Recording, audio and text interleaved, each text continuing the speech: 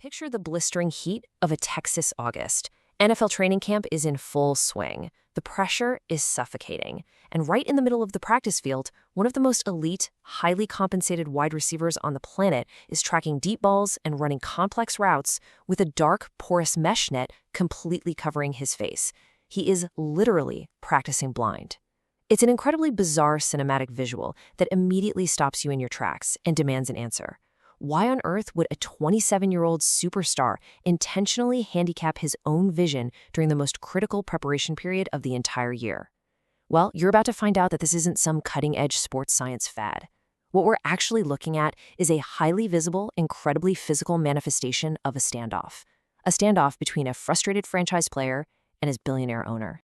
This explainer takes you deep inside the Dallas Cowboys 2026 training camp, where we're tracking intense friction and sudden, devastating fractures. Section 1. Cowboys Training Camp Hurdles. To really grasp the current state of this Dallas roster, we have to separate the crushing adversity they're facing into two very distinct categories. Look, the stakes for this 2026 camp are absolutely astronomical. In Dallas, the margin for error isn't just small, it is historically zero. It's Super Bowl or bust, year in and year out.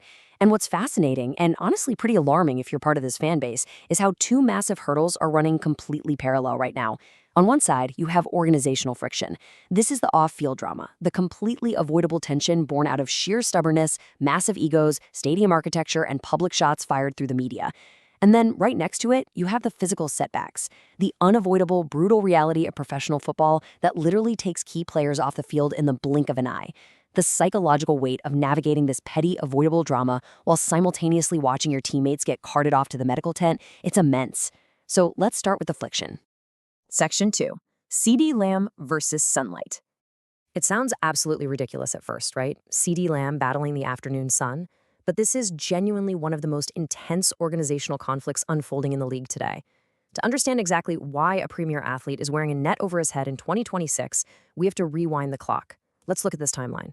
November 2024.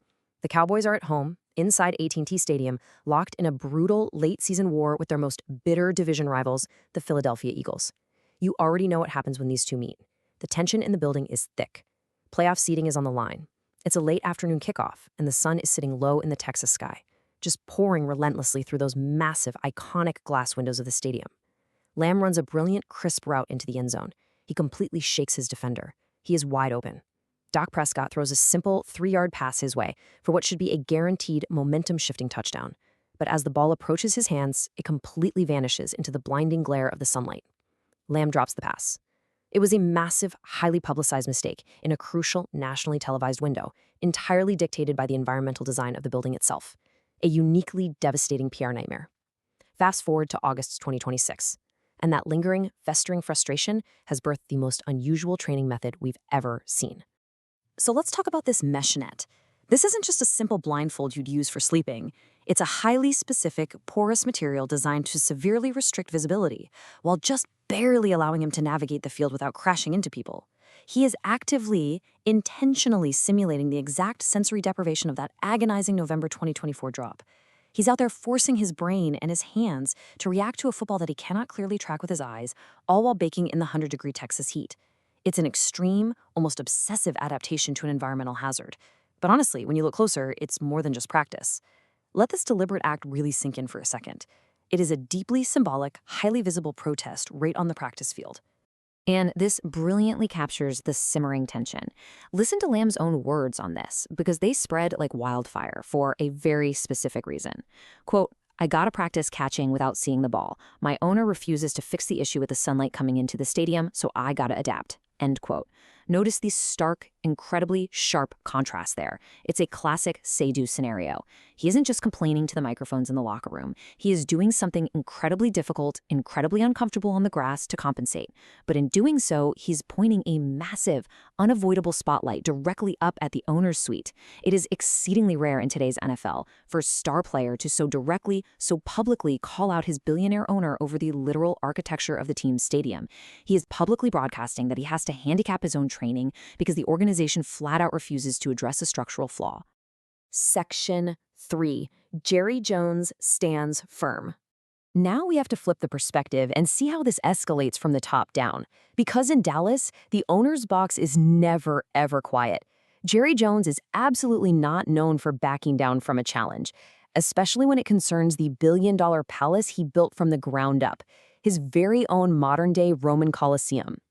When reporters pressed him about the possibility of simply installing curtains to block the glare, which objectively is a relatively straightforward architectural fix, Jones was completely immovable. His response was blunt, unfiltered, and brimming with uncompromising tension. Quote, "We do know where the damn sun's going to be at our own stadium. Well, let's just tear the damn stadium down and build another one? You kidding me?" End quote. He went on to passionately argue that every single visiting team that walks into that building faces the exact same sun at the exact same angle. They all know exactly where the sun is going to be.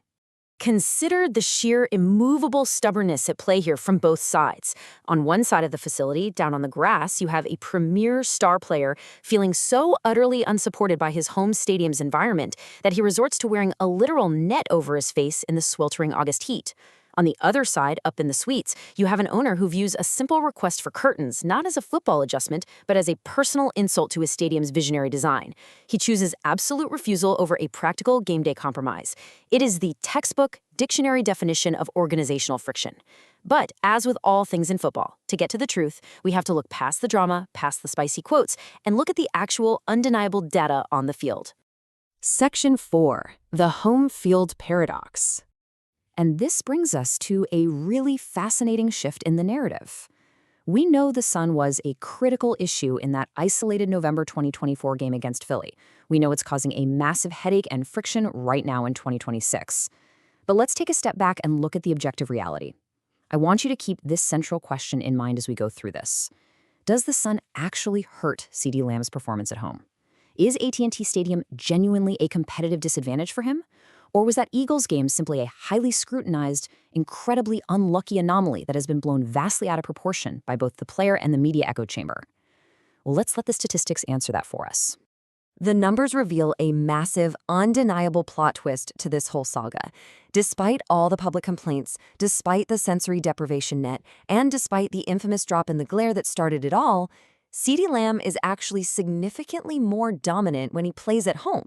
Take a look at this. He averages 82.9 receiving yards per game inside the supposedly flawed AT&T Stadium, compared to just 74.8 yards per game when he's on the road. That is a noticeable, impactful jump in production when he's playing under that controversial Texas sun. Let's dig even deeper into this, because the sample size we're looking at here is substantial. This isn't just a few games. Over the course of 47 home games, which is essentially nearly 3 full regular seasons of data, Lamb has racked up 3,898 yards and 24 touchdowns. Now, let's compare that directly to his away games. It's actually kind of wild. He has slightly more catches on the road, pulling in 292 receptions compared to 278 at home. However, despite catching the football more often in away stadiums, his overall production and his lethality plummet. He has nearly 400 fewer yards and a staggering 7 fewer touchdowns on the road. Let me put that into perspective for you. In the NFL, a 7-touchdown difference is astronomical. That's the difference between a good season and an all-pro season. It proves he isn't just catching short, safe underneath passes at home. He is executing explosive, game-breaking scoring plays in the exact building he is actively protesting. The efficiency and the high-octane scoring are heavily weighted toward his home turf. So, the ultimate takeaway from this data is a glaring paradox. AT&T Stadium, the very building Lamb is publicly protesting, remains his most productive venue by a massive margin. He is literally throwing shade, pun intended, over an issue in the exact environment where he thrives the absolute most. The mesh net is an incredibly fascinating story of adaptation, pride, and ego. But historically speaking, the sun has absolutely not stopped CeeDee Lamb from being an elite, top-tier weapon at home. Section 5. Princeton Fawn's season-ending injury. All right, now we must pivot away from the stadium drama. We have to, because the reality of an NFL training camp is that not all adversity is about contracts, viral quotes, or interior lighting. Sometimes the adversity is brutal, it is immediate, and it is fiercely physical. The sequence of events we're about to cover is an incredibly sobering reminder of the physical toll of this sport. During a routine Monday practice, right in the chaotic, violent environment of the trenches, tight end Princeton Fant was caught in a freak, unavoidable accident. He was blocked backward, colliding awkwardly with a teammate. The practice field goes instantly, horrifyingly silent in these moments. The whistle blows and everything just stops. Fant could not walk off under his own power. He had to be carted off the field, a sight that instantly deflates a team's energy and sends a heavy shockwave through the entire 90-man roster. By Tuesday morning, the worst fears of the medical staff were officially realized.